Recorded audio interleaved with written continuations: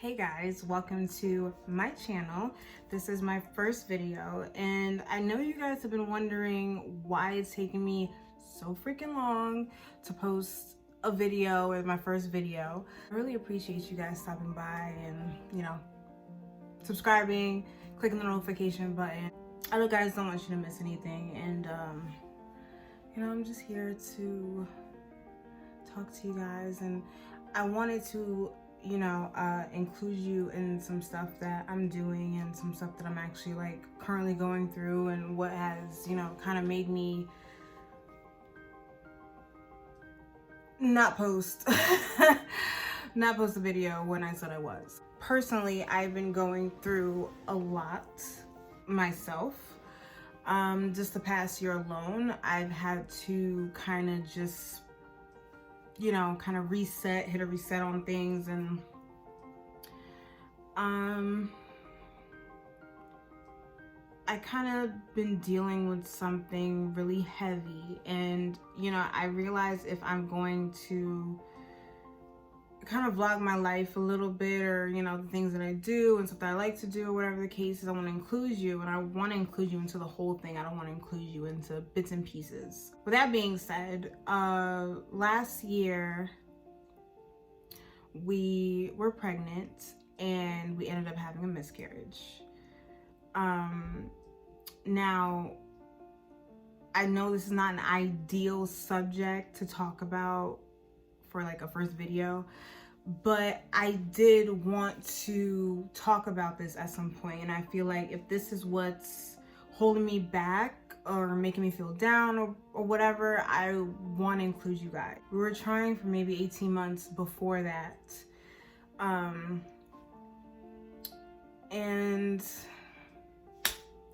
it happened, but it's more of the way it happened. We ended up finding out we were pregnant. Then my very first visit was my very last visit. It ended up being an ectopic pregnancy. So pretty much had to, go into surgery, emergency surgery. And just the whole aspect of it, just how fast it happened, and how long we've been trying, and it's very disheartening. And my husband and I made it through, and by the grace of God, we're good, and we're healthy and stuff like that. But just the struggle now of trying to start our family has just had a wrench just tossed right through it.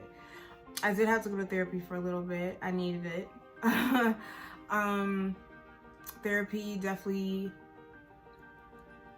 did good. It did good for me. I ended up, going to a fertility specialist, and we are in the process of doing IVF. So that's another topic. That's another topic for another day, but that is what we're leaning towards right now. And it's gonna be a journey. It's gonna be stressful. It's gonna be a lot of money. A lot of money. We're ready to go through it, but I also want to take you guys on that journey with us. So please be on the lookout for, IVF videos, fertility videos. I'll definitely be incorporating a lot of that. I think it's one of those topics that females don't talk about, and with reason. I mean, you don't want to talk about it, but it's just more so of, I think for me, I felt more shocked because it's not like I had someone to let me know, hey, if this happens, this is how you feel, or this is what you do, or whatever. And I just felt like it was taboo. And literally the day after my surgery, I woke up in the hospital bed, and I'm just like, you know what, it was just an unfair feeling. You know what I mean? An unfair feeling as in you see other women that can get pregnant naturally and without a hitch, off the first bat, and here I am married for 4 years and I don't even get like a scare. So it definitely messes you up a little differently. And I feel like, you know, I'm obviously not the only woman that, you know, is going through this, or I've gone through this. I don't want to be that voice, but I want to be, you know, one of the million voices that this has happened to, or, you know, and it's just very hard. Even this video is like very hard. It's just really weird to film and talk about it, but I want to be open. I want to be transparent. And this is something that happens, and this is something that happens to couples, and, you know, we experienced a lot, you know, of pain in the last year, you know, especially since, you know, you're at that stage where, you know, you're married, you're settled down, you want to start your family, but there's a hiccup there, or you see someone else starting their family, or you have like friends that are having babies or they're pregnant, and it's so hard. Not hard as in like, you know, you're jealous, you're bitter, but it's hard to see that for someone else when that's what you've been longing. That's what you've been trying to work on for like years. So with that being said, I just wanted to, you know, open up, let you guys know what's been going on, what's, you know, been in my head. And I just hope that you guys can understand, you know, the delay, and, you know, kind of have some, I wouldn't say have some sympathy. I would just try to understand. Okay, so to rewind and to take you guys back, my husband and I have been trying we've been trying since 2017, 2018. And, you know, we took that first year of marriage to just kind of you know, enjoy ourselves and kind of get a feel for things and what we want, and, you know, where we want to live, and, you know, what direction do we want to take this marriage. And it took a little while. We want to start our family, and we want to make sure we're good, and we want to make sure, you know, everything just flowed. And we started trying, and I know normally it takes about 6 months to like a year, and nothing happened. All of 2017, nothing happened. All of 2018, nothing happened. And, you know, I'm still not really getting worried. I just felt, okay, when it happens, it's gonna happen. And I'm pretty good with, you know, going to the doctors and making sure I'm good, and I'm checking, and my annuals, and you females know. And they haven't, you know, found anything. I've always been normal. I've always been good. So I never had a reason to really worry about anything. 2019 comes around, and, you know, at this point I'm trying, but I'm not trying, because I'm trying not to like stress about it. I'm not trying to stress my husband about it. And we end up getting pregnant end of May. Now, we end up getting pregnant, and, you know, it's so crazy how it happened, because I've just been so used to a negative pregnancy test. I was so used to the negative that, you know, I didn't really feel it, but I had an inkling. So something told me, you know, it was like 7 a.m. in the morning, 6, 7 a.m. And something told me like, you know what, Tanya, go to Walgreens. Wake up, go to Walgreens. My husband had already, you know, got up and went to work. He gets up at like 4. So he's already long gone. But something told me like, go to Walgreens or whatever and get a test. So I ended up I get up, I get in the car, I drive to Walgreens. I'm like kind of nervous, but I'm kind of not. I'm not sure what to expect. I'm honestly positive that this is just like a false, you know, like I'm just whatever, my period's late, but whatever, like I don't really think this is happening right now. End up getting the test, I come back home, I take it, and it's positive. Now, the emotions that's running through me at this point of trying for almost 3 years, I'm just like, I don't know what to do. I don't know if I'm up, I don't know if I'm down, I have no idea. And the first thing I did was call my best friend. I called her, and she was pregnant at the time as well. She was 5 weeks. I called her, and you know, I couldn't believe it. And I'm like, hey, I just took a test. It's positive. I'm freaking out. And she's just like, I'm coming, I'm picking you up. We're going to the urgent care. We're going to confirm it. And this whole time, I'm just like, okay, I don't want to say anything to my husband. I don't want to, like, you know, get his hopes up or whatever, get him excited. He's at work. I just wanted to make sure. I wanted to confirm. So we went to the urgent care. They confirmed it. They said, you are pregnant. Still couldn't believe it. I got back home, and now I'm trying to think to myself, okay, just out of pure excitement, how am I gonna break this to my mom and my husband, which are like the two most important people that I would want to tell first, because, you know, it's just, it was trying times where it was just like, okay, I'm constantly getting,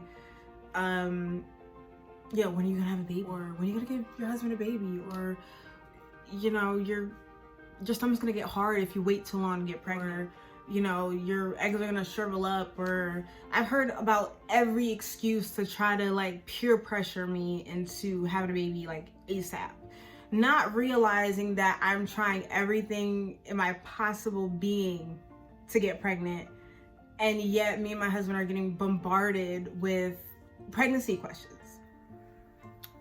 I also want to say that it's never okay to assume someone's pregnant, or, you know, if you keep asking a couple, are they pregnant, or are you pregnant yet, or are you gonna get pregnant?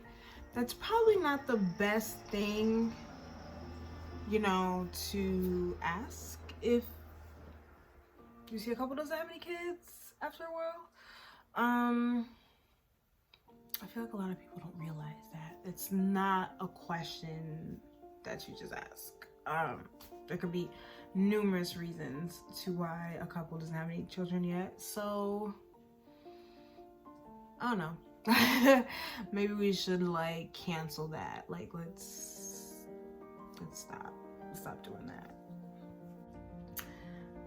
So backtracking to the pregnancy test. I'm home, and I'm trying to figure out, you know, how am I gonna break this to my mom and my husband. Now, my husband gets off of work around, you know, early afternoon.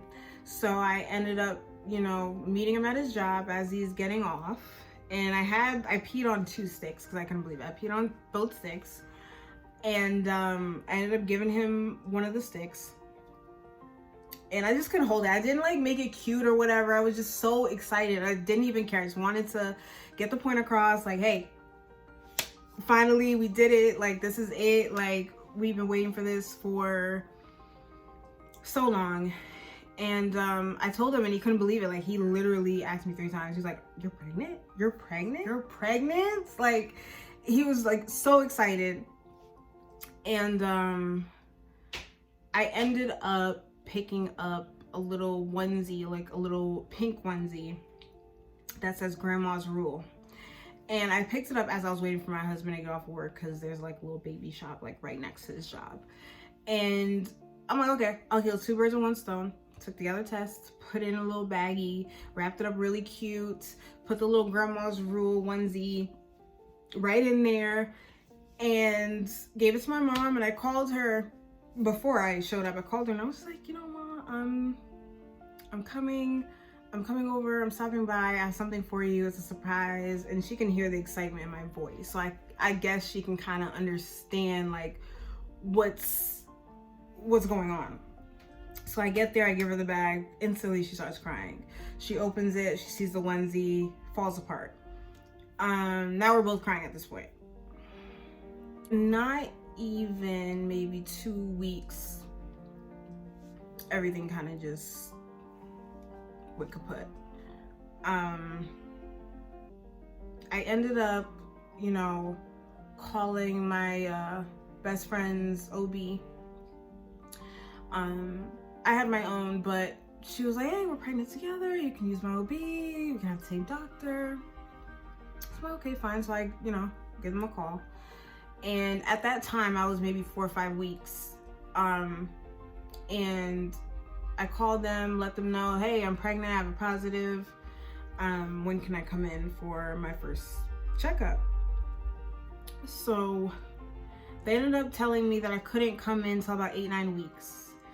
And I felt like that was odd. So I'm just like, okay, that's fine. I've obviously never been pregnant before. So I'm like, all right, fine. I'll show up in 9 weeks. But something told me that was like super far. And I called my own OB the next day just to see if there was like maybe, you know, a sooner appointment that they could possibly give me. And they ended up giving me one literally the next week. So naturally I went with the next week appointment because I was too excited. I wanted to know what was going on. I wanted to see something. I wanted an ultrasound. I wanted to hear a heartbeat. Like, I wanted the whole shebang. So we go to the doctor. Naturally, I bring my mom. My husband's with me. And we go in the room. They do the ultrasound. And next thing you know, there's nothing. There was nothing. You know, and I can tell it was bad because he just got quiet, and the doctor, as in he just, you know, is probing around and he's quiet, and the room just was super eerie. And I'm laying there and I'm waiting, you know, for him to like say something to me. I'm waiting for him to say something to me because I kind of already know what is happening almost. So with that being said, I kind of just waited, and he's, you know, shuffling around, he's looking, and it took him maybe about 5 minutes or less. And that's when he was just like, you know, I can't find it. It's probably just, you know, a bad pregnancy. And I'm like, bad pregnancy? What the hell is that? And that's when, you know, he was like, it's not where it should be. It's out of place. And at the time I didn't know what the hell that meant. So I'm just like, okay, so do you like move it somewhere? Do you like put it where it's supposed to be? Like, what does that mean? Not realizing that it was an ectopic pregnancy and that the baby was stuck in my tube, which ruptured my tube, which had me bleeding, which I could have like just bled out and not even notice. I felt no pain whatsoever. And as fast as I was excited for my first appointment to actually like hear the heartbeat, you know, that's as fast as I was rushing to go to the hospital. You know what I mean? So now we're in the hospital, you know, completely heartbroken. I'm crying for several reasons. My mom's trying to console me, but I can tell she's obviously sad. My husband is trying to console me. And there's probably like a handful of times where I'll see my husband cry, and that was probably one of those times.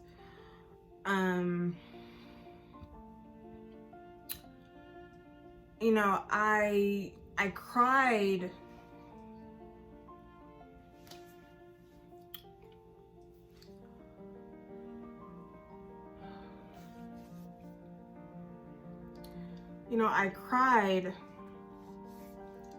I cried because there was numerous things happening.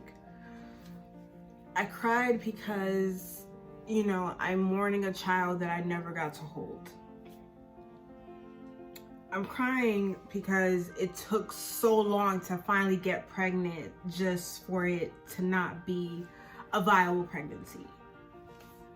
I'm crying because I tried so hard, you know, to kind of, I guess, be on top of things like this. I'm sorry.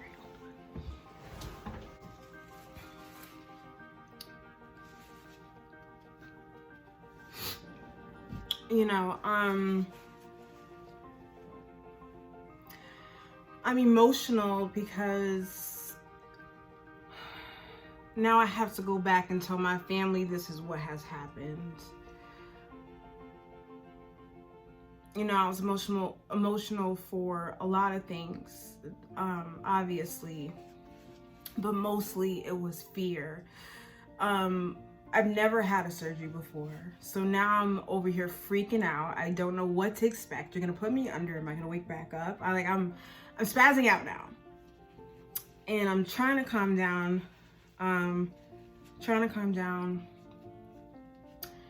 And we go into surgery after maybe like a 5-hour wait because I had to be added onto the list. It was like in the middle of the day. And I didn't go into the surgery till maybe later that evening, till maybe about 7.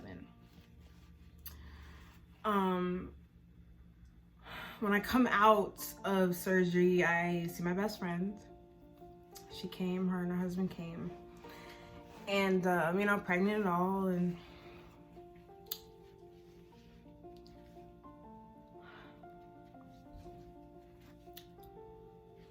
you know, I ended up having to stay overnight. Okay, so now it's the morning after, and I'm laying in bed, and you know, like, the nurses were amazing. They took great care of me. My husband slept the whole night next to me. He just was awesome. I honestly could not have gone through this without him by any means.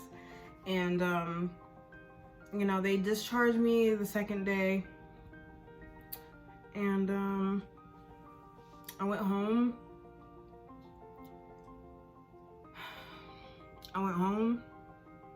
And that was it. It was like nothing ever happened. It was just, everything just happened so fast. Now the recovery part is probably the trickiest because, you know, now I'm out of work for about 2 months. I'm out of work for 2 months. You know, the support, the outpour of support was insane. My best friend's mother made a week's supply of food for me. I'll never forget that.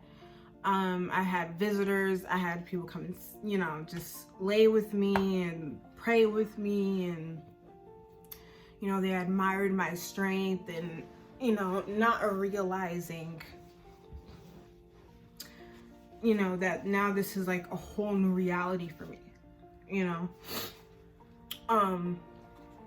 Now with that whole new reality, you know, an ectopic pregnancy kind of just, one, it shows you your mortality, because you can definitely die if you don't catch it in time. I gotta stop crying. So with an ectopic pregnancy, you know, your mortality is compromised at some point, because you can die from it. Your fertility gets knocked down to like 50%. They had to remove my left tube. So, you know, and then realizing that you were pregnant and now you're not pregnant anymore. Something as scarring as, you know, just going into the doctor's office just to listen to a heartbeat, and then come to find out it was, you know, a critical situation and you have to get rushed to the hospital. That's traumatic. especially for the very first time. You know, after recovery, I felt like I was okay. I went to work a little too early. I ended up, I went to work for maybe 2 days before I had a meltdown. And meltdown as in, you know, I just could not stop crying. Like, I could not stop crying. In a sense of, I couldn't control it. Like, it was just sadness. I was just sad. And it took me a while to realize I was grieving. I was mourning, because I just couldn't keep it together. And I ended up going to therapy for about 2-3 months, which I needed. I didn't deny that. And it did me a world of good, some difference. But I still kind of felt empty in a sense, because here I am going through this. I've already gone through it, but just, you know, you kind of have PTSD about the situation. Now I'm in fear of getting pregnant again, because I'm like, oh my God, I cannot do that surgery again. Or what if, you know, this happens, or whatever the case is. You know, not trying to put too much on my husband as well, because obviously we've never dealt with anything like this, you know, so it's not like he knew off the bat what to do. And I felt so bad for someone who felt helpless, for, you know, someone that was trying to, you know, help.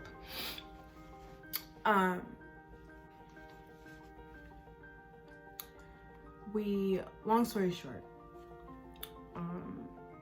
this is a time frame of May 2019 to about October 2019. And I didn't completely feel like myself physically until October, November. Now, October, November is usually around the date where my doctor said I can try again. And as excited as I kind of was to try again, I was a little bit skeptic, because I'm just like, just in fear of what could happen. From November 2019 till about, let's see, February of this year, 2020, we've been trying and nothing has happened. My final blow was probably when, you know, I went to my OB and I, you know, let him know, like, hey, 6 months has passed and nothing has, you know, happened. And he pretty much told me I wasn't ovulating well. Now, my periods are also irregular.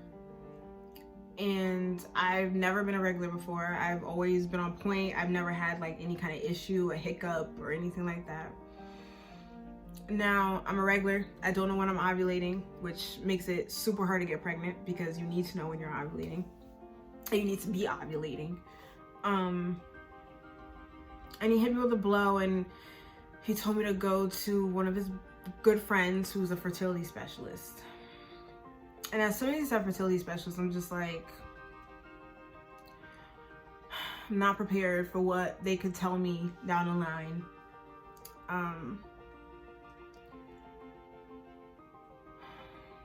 We ended up going to the fertility specialist, and well, I ended up calling him. I didn't go yet. I called him, you know, and I made the initial appointment because he referred me. My OB referred me to him, and, you know, pretty much, you know, spoke to the nurse.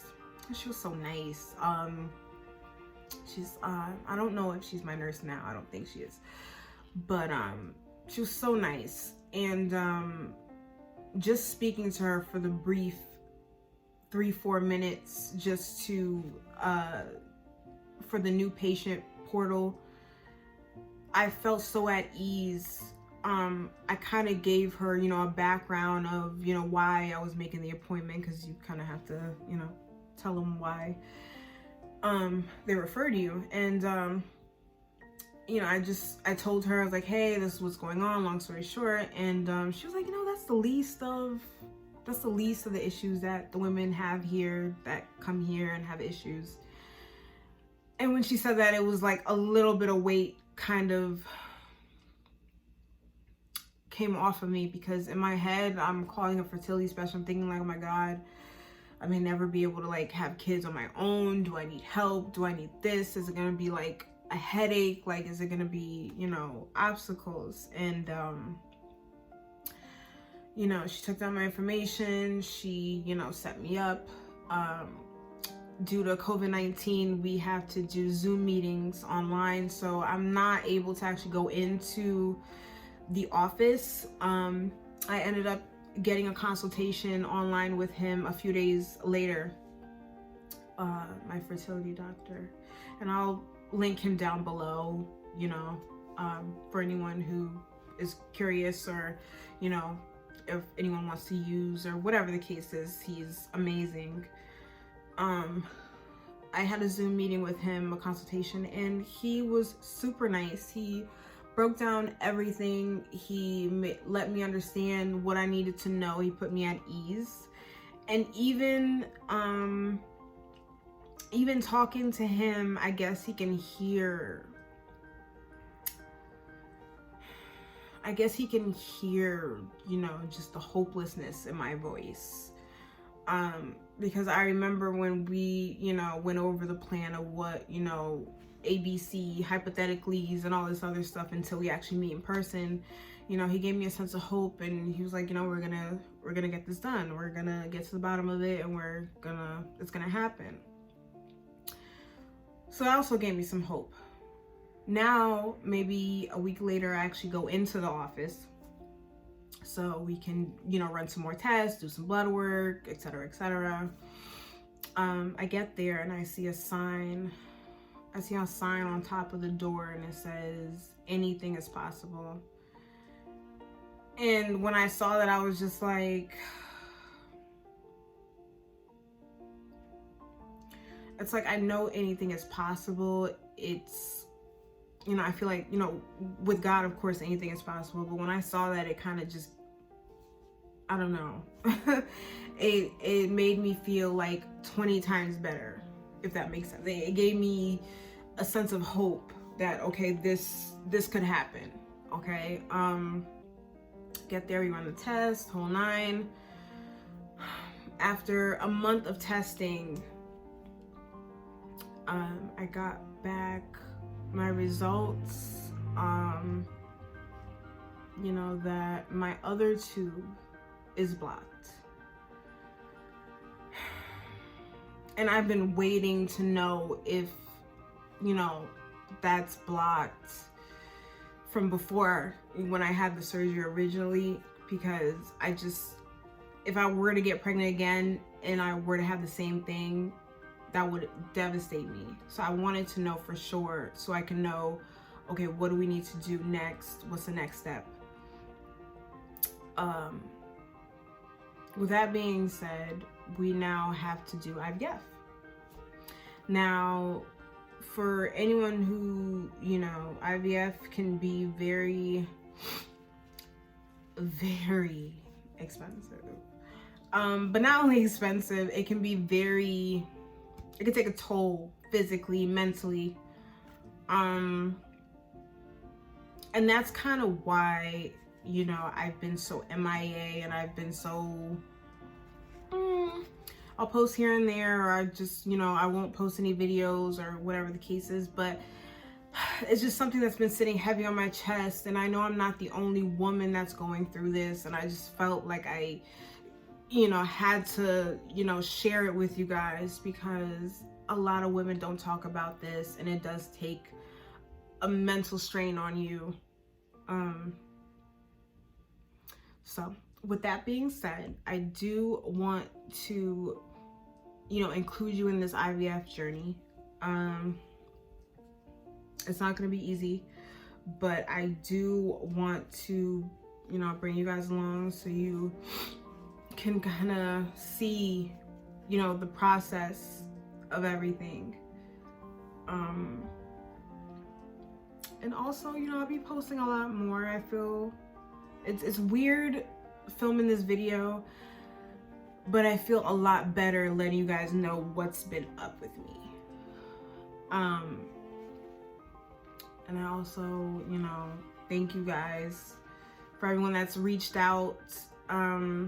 Everybody who has noticed I've been distant, thank you. You know, if you have any questions, you can comment below. I'm open to whatever. And till next time, if you haven't liked, subscribed, or give this video a thumbs up, please do. It's greatly appreciated. I definitely want to give you guys amazing content on here, but I also want to be 100% honest, and I also want to be 100% transparent with you guys. So till next time, my loves, I'll see you in my next video. Thank you for watching.